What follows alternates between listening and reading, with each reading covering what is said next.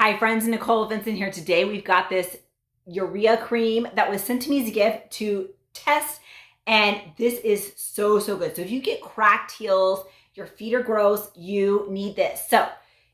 So many phenomenal ingredients. It smells nice and fresh. It's so nice and creamy. I'm gonna show you this before I show you my feet.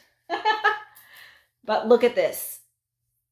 It's like incredibly moisturizing without being overly heavy.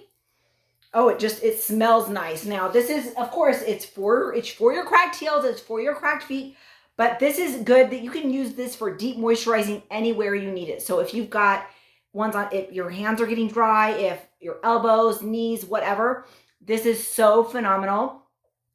It has camellia, coconut oil, tea tree oil, aloe vera, in addition to the urea cream and the salicylic acid. So I love applying this and then putting socks on just to let it soak in, whether it's during the day or at night. It works so good. My feet are loving it so much. I am absolutely loving this. My skin is loving it. I hope your skin loves it too.